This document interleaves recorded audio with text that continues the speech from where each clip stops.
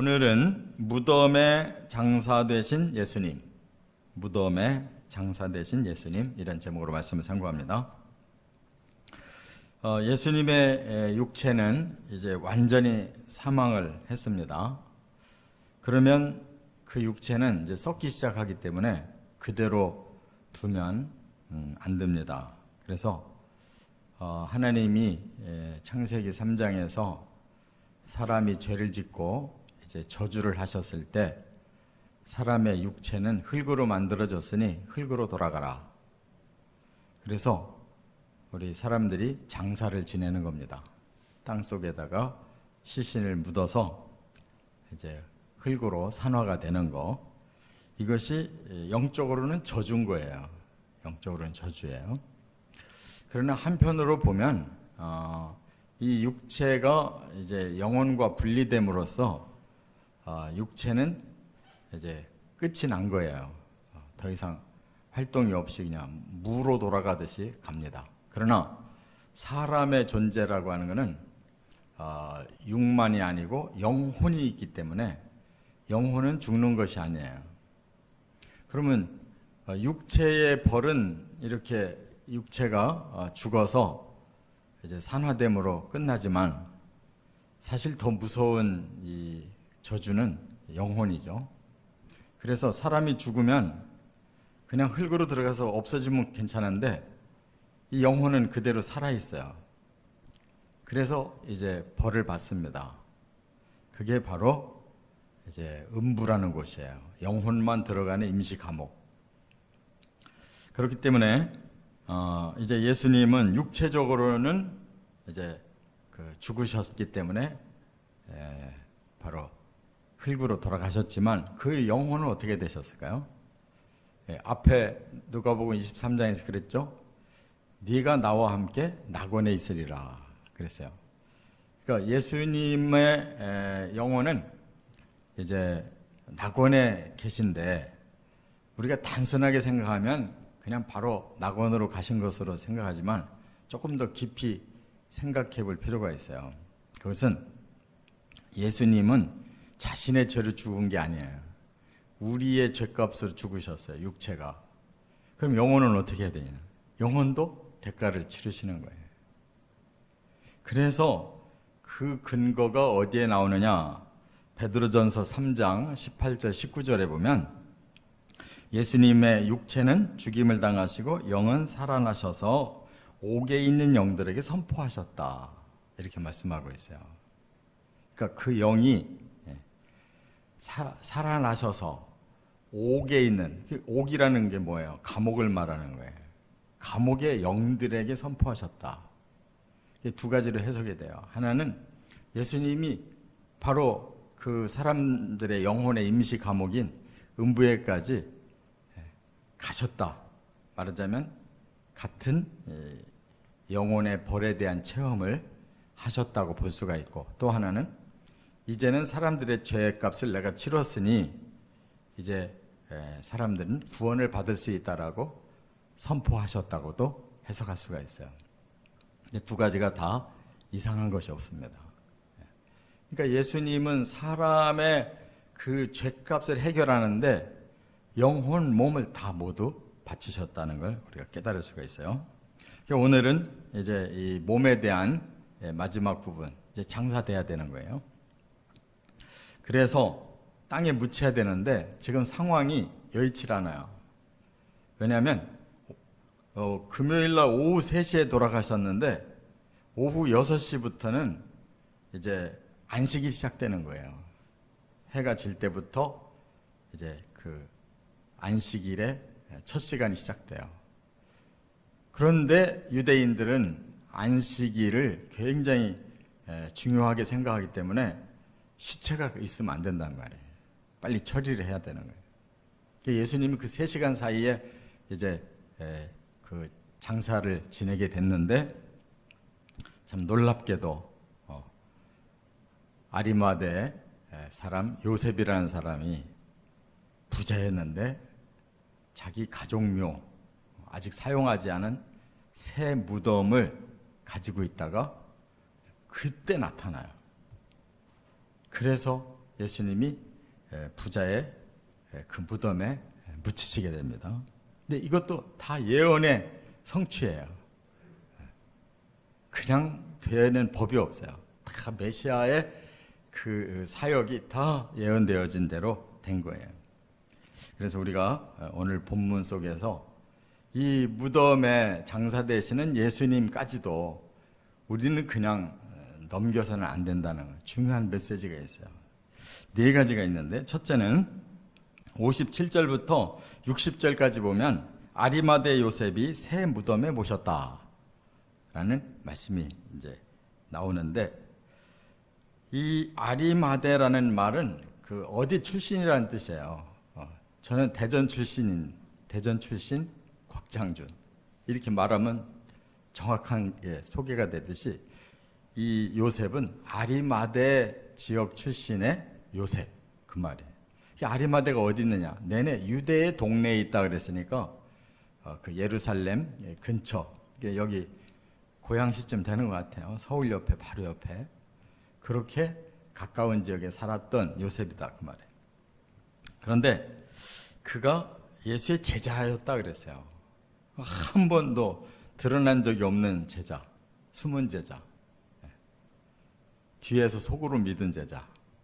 그런데 오늘은 용감하게 자신을 드러냈어요. 그리고 이 사람은 신분이 존경받는 공회원이었다라고 이 마가복음 15장 43절에 말씀했는데, 70명의 공회에 그 한 사람이에요.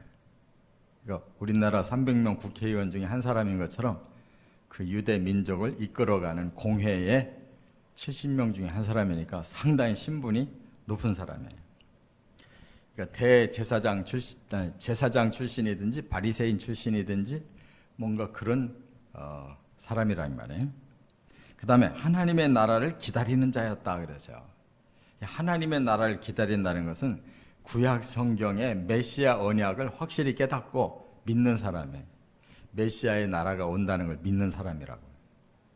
그러니까 예수님의 그 가르치는 복음이 그에게 들어왔을 때 그는 믿은 거죠. 아, 저분이 메시아다라고 믿은 거란 말이에요. 그러나 자기 신분이 있으니까 드러내놓지를 못하고 뒤로 믿은 거예요.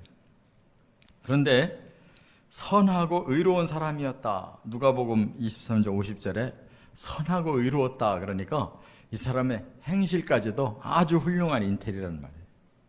그러니까 영적으로도 신분적으로도 그의 인격도 아주 훌륭한 사람이에요. 거기다가 부자였어요.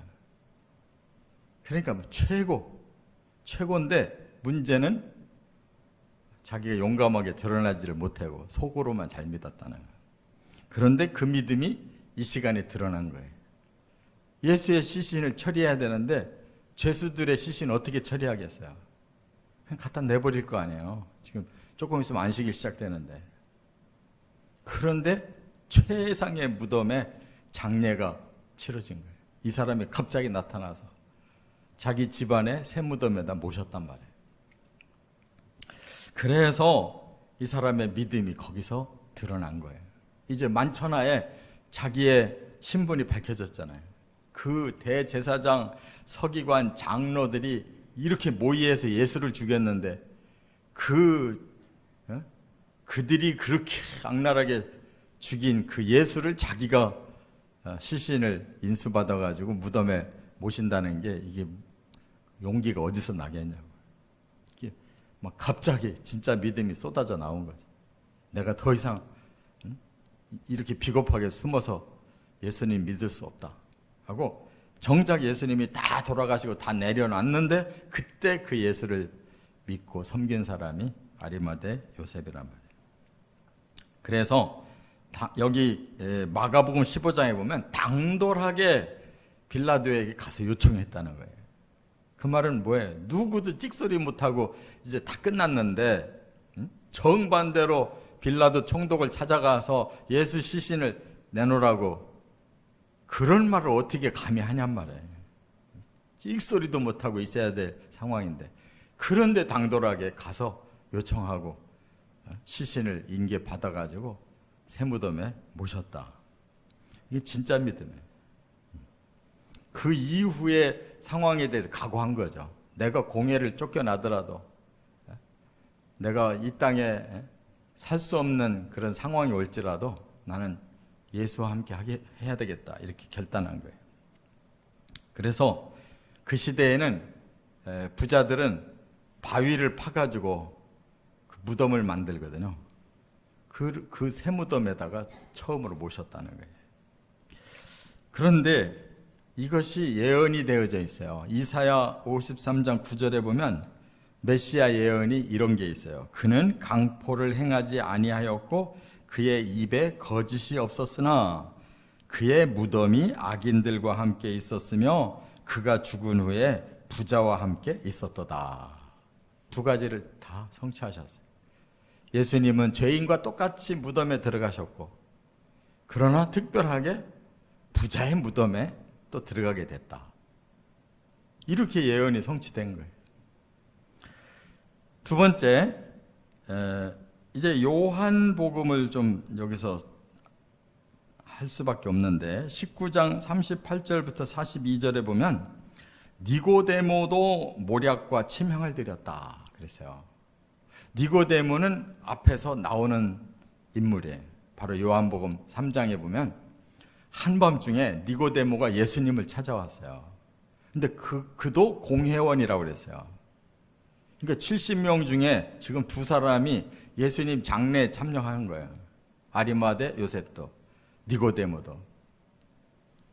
그가 왜 밤중에 예수님을 찾아왔냐면 그는 예수를 믿은 거예요. 그런데 자기 신분상 노출할 수가 없어서 밤중에 몰래 와서 예수 만나가지고 배워보려고.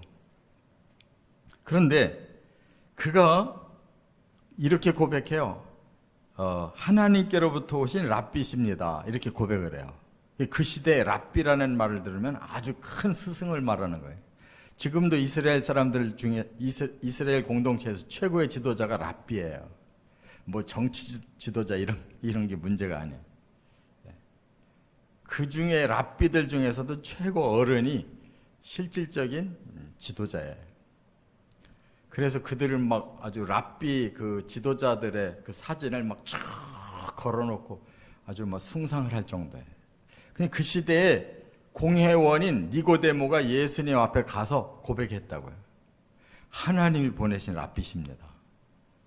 그러니까 그 교훈에 그냥 완전히 확 빠진 사람인데 문제는 대단히 영적으로는 무식한 거예요. 예수님이 바로 들어가요. 사람이 물과 성령으로 거듭나지 아니하면 하나님 나라를 볼 수도 없고 갈 수도 없다 그랬어요. 이 사람이 그걸 못 알아들었어요. 아니 거듭난다면 제가 어머니 뱃속에서 태어나서 여기까지 살았는데 다시 어머니 뱃속에 또 들어갔다가 나오라는 말입니까? 이렇게 물어볼 정도로 영적으로 무식한 사람이에요. 그래서 물과 성령으로다. 이 물은 믿음으로의 세례고 성령은 하나님이 부어주시는 세례란 말이에요. 그래서 그 사람이 영적 신분이 새롭게 태어나야 그게 그리스도인이라는 거예요. 이 놀라운 말씀을 바로 이 니고데모를 가르치느라고 하셨다고요. 3장에. 근데 이 사람이 7장에 한번 이름이 또 나타나요. 예수님이 초막절 때 안 가겠다 해놓고 살짝 오셨어요. 이게 이제 공생의 말기쯤 된 건데 오셔가지고 막 마지막에 설교를 하셨거든요. 그랬더니 유대인들에게 막 쟁론이 일어난 거예요. 막 한쪽은 막 저 사람 잘못된 사람이다 치려고 그러고, 한쪽은 저만큼 말씀하는 거 보면은 훌륭한 사람이 아니면 저렇게 말할 수가 없다. 막 쟁론이 일어났는데 그 지도자들 모임에서 이제 예수를 치자 이렇게 나오니까 니고데모가 딱 반대를 해요. 뭐라고 반대를 했느냐? 그가 하는 말이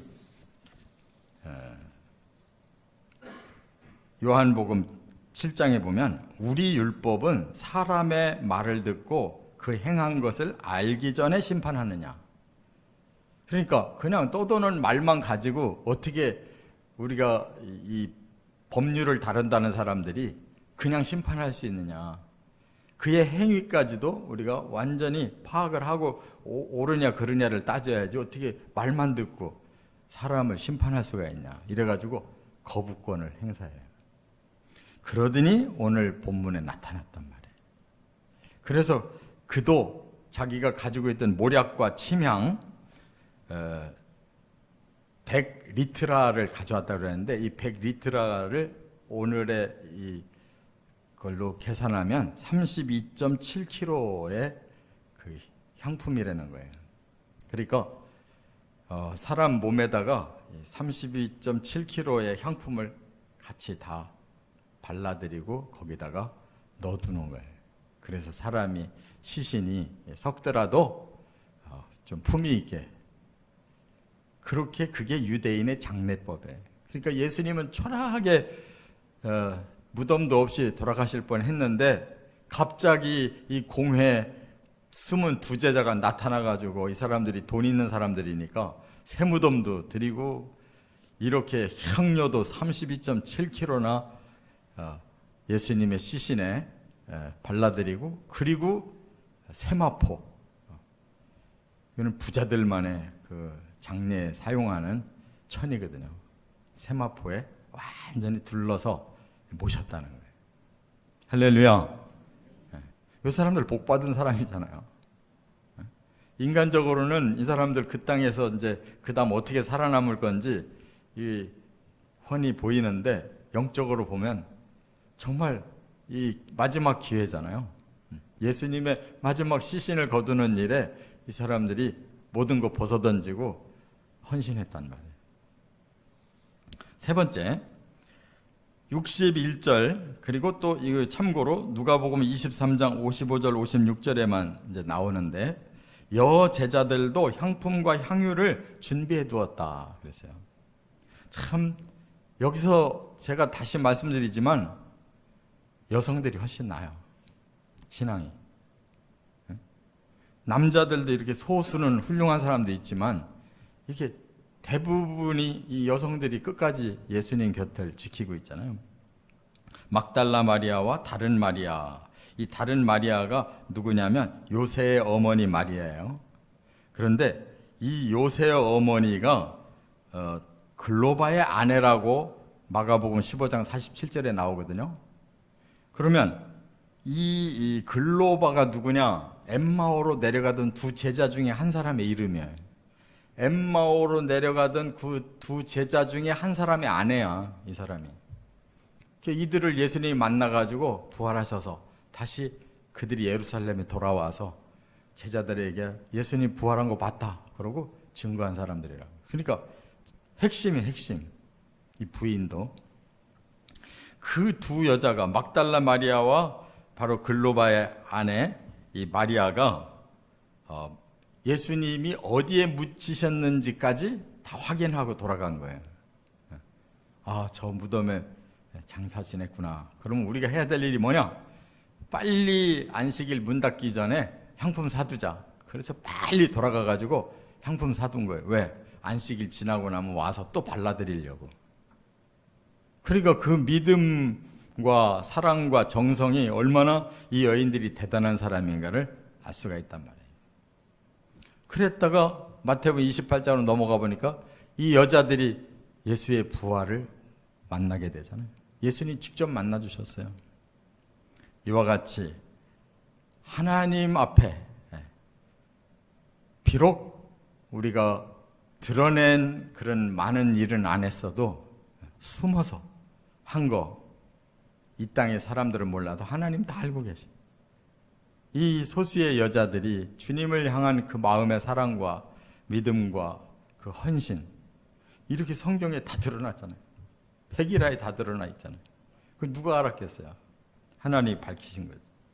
네 번째, 62절부터 66절, 경비병들이 무덤을 굳게 지켰다. 아니 왜 뜬금없이 죽었으면 내버리고 끝날 텐데 왜 경비병들이 또 무덤을 지켰느냐? 자기들이 무덤 쓰지도 않아 놓고 무덤 쓰고 나니까 그때 또 경비병 파송했거든. 왜? 누가?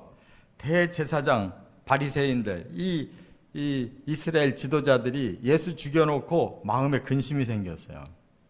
아니 예수가 살아난다고 말을 했었는데 살아나면 어떡하지? 큰일 난 거예요.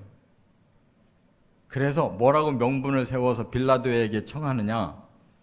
아, 저 제자들이 시체 훔쳐가 가지고 사흘 후에 살아난다는 말대로 그때 시체는 감추고 살아났습니다. 그러면은 이거 일이 더 커집니다라고 말하는 거예요.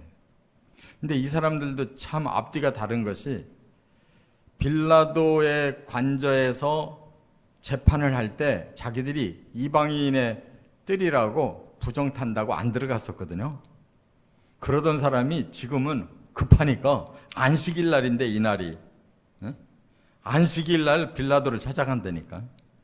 그래가지고 군대를 동원해서 무덤 좀 꽉 막아달라고, 제자들이 시체를 훔치지 못하도록 해달라고.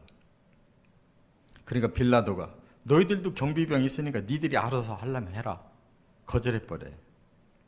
그래서 지금 대제사장의 경기병을 파송해가지고 예수의 그 무덤을 굳게 지켰다는 거예요. 그런데 어떻게 됐겠어요? 바로 이들 앞에 천사가 나타나고 막 돌문이 열리는 기적이 일어나니까 이 사람들 까물켰다는 거예요. 나중에 돈 집어주고 거짓말을 퍼뜨려라, 제자들이 훔쳐 도망갔다고 퍼뜨려라, 그래가지고 이상한 소문이 났었단 말이에요. 이렇게 한 번 거짓말하고 한 번 악에 빠진 사람은 계속 그 길로 들어가는 거예요. 하나님 앞에 가장 고귀한 직분을 받은 이 지도자들이 한 번 마음이 삐끄러져 사탄에게 속으니까 계속 악한 짓을 하다가 이 사람들이 멸망당하는 거죠. 그러니까 정말 여기 이 두 종류가 얼마나 반대되냐고요. 아리마대 요셉, 니고데모는 똑같은 신분들을 가지고 있는데도 그렇게 계속 예수를 마음으로라도 믿다가 막판에 용감하게 나왔는데, 이들은 한번 사탄에게 속아서 들어가니까 끝까지 악으로 치닫다가 멸망당한 사람들. 이 말씀 속에서 정말 우리는 진짜 제자가 누군지를 알 수가 있어요. 드러나 놓고 뭐 잘하는 척하는 제자는 아니다는 거예요.